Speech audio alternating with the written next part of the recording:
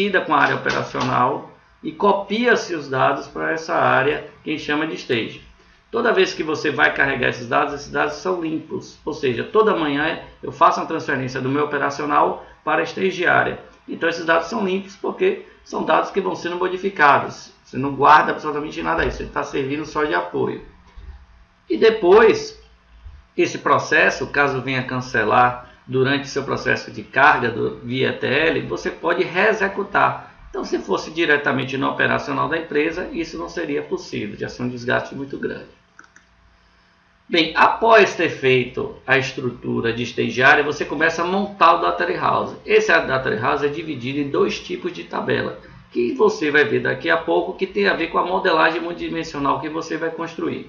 Esses dois tipos de tabela é o que a gente chama de dimensão e fatos. Note bem, tudo que você construir em um projeto de BI, ou seja, no processo de construção do BI e na construção do banco de dados, que é o Data Warehouse, vai necessariamente cair no que é dimensão e no que é fato. A dimensão é tudo que é textual que você vai utilizar para as suas pesquisas. Ou seja, o que é necessário que o gestor pesquise? Então, tudo que é textual, a gente constrói em tabelas de banco de dados chamadas de dimensão. Então, por exemplo, o cliente, informações de produto, tipos de embalagem e um dado bem específico e importante que você não pode esquecer jamais, que é a informação de tempo. Ou seja, eu vou formular uma pergunta aqui para que você perceba o quanto é importante. Quantos clientes compraram tipo de embalagem plástica do produto pipoca, vamos dizer assim, no ano de 2015? Note que você sempre determina uma estrutura de tempo para relatar isso. Se não tivesse o tempo, você ia dizer quais são os clientes que compram o tipo de embalagem plástica do produto pipoca. Não faz muito sentido. Mas de qual ano? De qual semestre? De qual mês? Porque a relação é sempre analisada por um período. Você tem que analisar as sazonalidades. Então, a tempo é uma estrutura de dados, ou seja, uma tabela, onde você guarda informações que realmente identificam quando foi utilizado aquele dado. Então, toda dimensão guarda descrições textuais. Já a fato não. A fato é utilizada para a medição do seu negócio. Só dados onde você vai guardar métricas, valores. Então, por exemplo, quantidade de produtos vendidos, quais foram os valores de compra que foram efetuados, os valores de venda, os lucros que foram efetuados, ou seja, os dados quantitativos. E eu posso fazer uma pergunta aqui, cruzando dimensão e fato. Quantas vendas foram efetuadas no ano 2015 da linha de produto branca na região de Salvador? Note, a ferramenta, que é a construção do Data Warehouse, vai permitir com que você chegue a essa informação de forma rápida. Como? Através de uma modelagem específica. Você está vendo esse formato de cubo aqui? É a construção do modelo multidimensional que acelera a pesquisa. Em bancos de dados tradicionais, você tem a leitura de tabelas através de junções, de relacionamentos. Aqui, dentro da estrutura multidimensional, é através da estrutura de células. Então, na verdade, as informações de região, linha de produtos, tempo e a venda que foi apurada daquele período estão guardadas em um único lugar. Ou seja, cada quadradinho desse representam as 4 informações juntas. Então, isso acelera o acesso aos dados e a informação chega mais rápido ao gestor. Então, para isso foi construído o projeto de Data Warehouse, para que dê aceleração na pesquisa dos dados.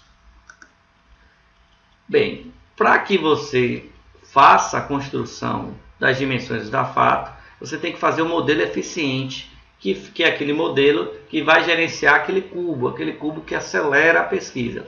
Você tem 2 tipos de modelo quando você trabalha com projetos de BI e na construção de Data Warehouse, que são os modelos Star Schema e Snowflake. Aqui, esses quadradinhos menores são as dimensões, e esse quadradinho central e maior é o que a gente chama da fato, ou seja, as métricas ligadas aos descritores.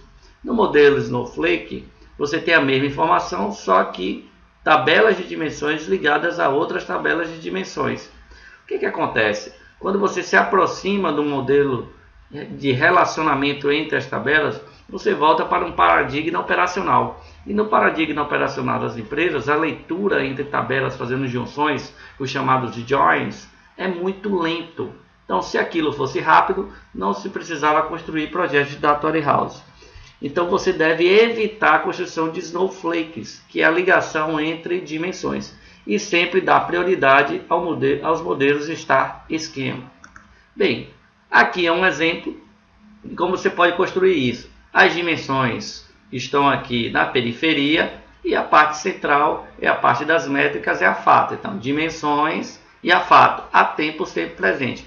Note aqui um exemplo bem tranquilo de uma estrutura de carga de um modelo multidimensional. Eu tenho uns arquivos operacionais que vão para a stage area e a leitura da stage via ETL grava no modelo multidimensional.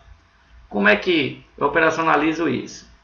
Bem, aqui um exemplo do modelo operacional que a gente está destacando, que é o modelo de vendas, onde eu tenho várias tabelas operacionais periféricas. Como é que eu transformo esse modelo operacional para que ele seja eficiente na construção de um data warehouse?